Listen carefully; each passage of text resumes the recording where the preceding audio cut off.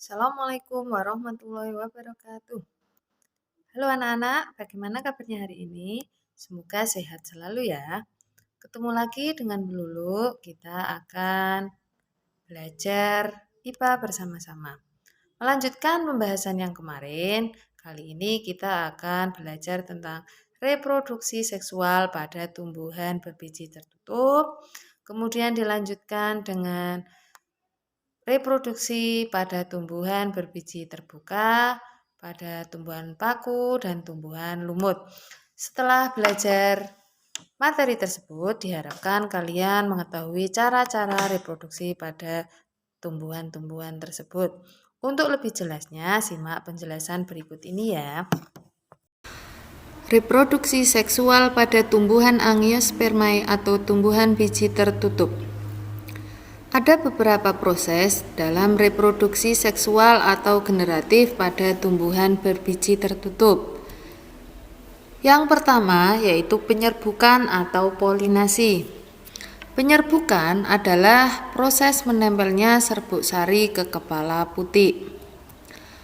Ada beberapa macam penyerbukan berdasarkan perantara yang membantu penyerbukan tersebut. Antara lain yang pertama yaitu anemogami dengan perantara angin, entomogami dengan perantara serangga, ornitogami dengan perantara burung, kiropterogami dengan perantara kelelawar, dan terakhir antropogami dengan perantara manusia. Proses yang kedua yaitu pembuahan atau fertilisasi. Setelah proses penyerbukan, serbuk sari memiliki inti vegetatif dan inti generatif.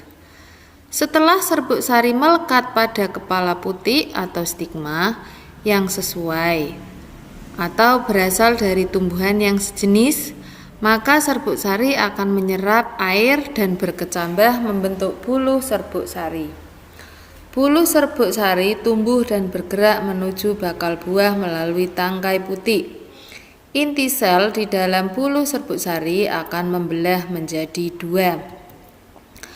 Dua inti sel generatif tersebut akan berkembang menjadi dua inti sel sperma. Satu inti vegetatif di dalam serbuk sari berperan menjadi penuntun gerak tumbuh buluh serbuk sari ke bakal biji.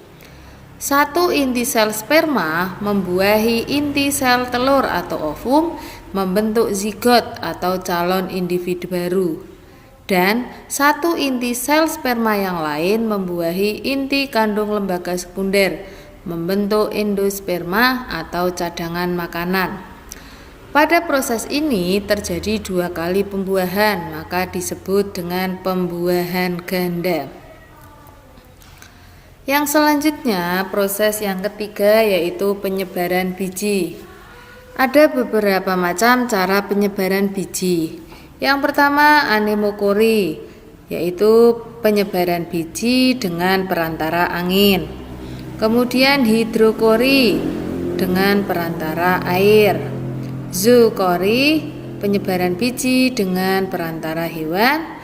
Dan antropokori, yaitu penyebaran biji dengan bantuan manusia. Proses yang selanjutnya yaitu perkecambahan. Biji yang masih belum tumbuh merupakan biji yang berada pada keadaan dormasi. Dormansi yaitu peristiwa di mana biji mengalami masa istirahat. Berakhirnya masa dormansi biji adalah ketika biji mulai tumbuh menjadi tumbuhan baru yang disebut dengan tahapan perkecambahan. Lamanya masa dormasi biji setiap jenis tumbuhan adalah berbeda-beda. Selanjutnya, sifat keturunan reproduksi seksual. Sifat keturunan diperoleh dari gabungan sifat kedua induk sehingga bervariasi. Selama hidupnya, tumbuhan melalui dua tahapan generasi, yaitu generasi gametofit dan sporofit. Generasi gametofit adalah generasi penghasil gamet, yaitu sel telur dan sel spermatozoa, yaitu generasi haploid atau N. Sedangkan generasi sporofit adalah generasi penghasil spora, yaitu generasi diploid atau 2N. Yang selanjutnya, reproduksi tumbuhan gimnospermae atau tumbuhan biji terbuka. Tumbuhan yang bijinya tidak tertutup kulit buah atau berbiji terbuka, itulah pengertian dari tumbuhan biji terbuka. Contohnya yaitu pohon pinus, pohon ginkgo, dan pakis haji. Tumbuhan gimnospermae memiliki alat reproduksi seksual atau reproduksi generatif yang disebut dengan strobilus atau runjung. Pada tumbuhan pinus dan melinjo terdapat 2 jenis strobilus dalam satu pohon, yaitu strobilus jantan dan strobilus betina. Pada tumbuhan pakis haji, strobilus jantan dan betina terpisah atau tidak berada dalam satu pohon. Pada strobilus jantan terdapat sporangia atau ruang-ruang spora. Sel-sel di dalam sporangia akan mengalami meiosis dan menghasilkan mikrospora. Mikrospora akan berkembang membentuk serbuk sari. Serbuk sari yang dihasilkan oleh tumbuhan pinus adalah serbuk sari yang bersayap. Pada strobilus betina terdapat banyak megasporofil. Tiap megasporofil mengandung 2 bakal biji. Tiap bakal biji mengandung megasporangium. Sel dalam megasporangium akan mengalami pembelahan meiosis dan menghasilkan megaspora. Inti megaspora akan mengalami mitosis, membentuk sel telur. Tumbuhan gimnospermae dapat juga bereproduksi secara aseksual, misalnya pada tumbuhan pakis haji dan pinus. Pada tumbuhan pakis haji dapat bereproduksi dengan menggunakan tunas yang disebut bulbis.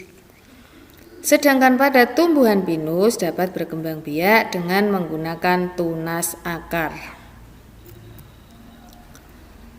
Yang selanjutnya yaitu reproduksi tumbuhan paku. Tumbuhan paku berada dalam tahap sporofit karena dapat menghasilkan spora. Jika kadar air pada kotak spora berkurang, kotak spora akan sobek dan mengeluarkan spora yang ada di dalamnya. Spora akan tersebar dan akan tumbuh menjadi protalium jika lingkungannya sesuai untuk tumbuh. Tahap gametofit dimulai ketika protalium tumbuh. Protalium akan berkembang dan menghasilkan antheridium dan archegonium.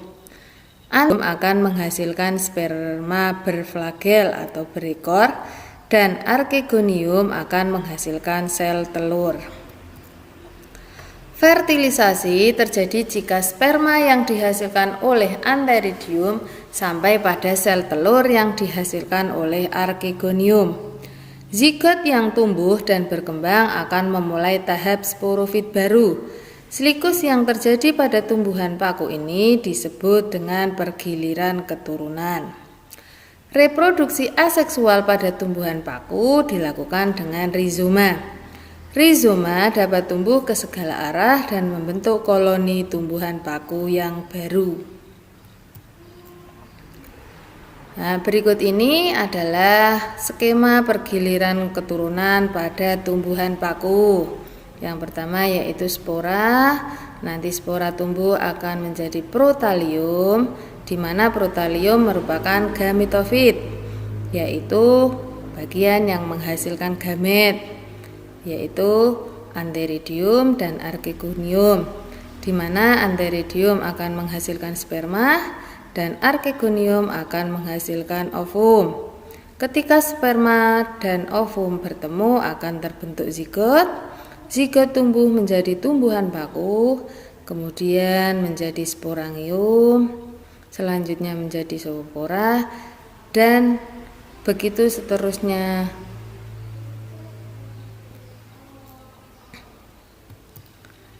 Yang selanjutnya reproduksi tumbuhan lumut. Tumbuhan lumut yang kita jumpai berada pada tahap gametofit, yaitu generasi penghasil gamet atau sel telur dan sel sperma, yaitu generasi haploid atau N. Berikut ini adalah skema pergiliran keturunan pada tumbuhan lumut. Diawali dari spora, spora tumbuh menjadi protalium, protalia menjadi tumbuhan lumut menghasilkan antheridium dan archegonium. Kemudian antheridium menghasilkan spermatozoid, archegonium menghasilkan ovum. Setelah sperma bertemu dengan ovum akan membentuk zigot. Zigot tumbuh menjadi sporofit, kemudian menjadi sporogonium, kemudian kembali lagi menjadi spora. Begitu. Itulah tadi penjelasan tentang reproduksi pada tumbuhan berbiji tertutup dan tumbuhan berbiji terbuka, baik secara aseksual maupun secara seksual, serta reproduksi pada tumbuhan paku dan tumbuhan lumut.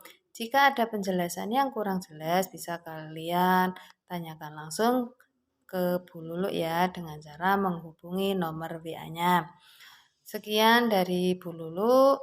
Tetap semangat, jangan lupa berdoa semoga pandemi segera berakhir dan kita bisa bertemu tatap muka belajar secara langsung. Sekian dari saya akhiri. Wassalamualaikum warahmatullahi wabarakatuh.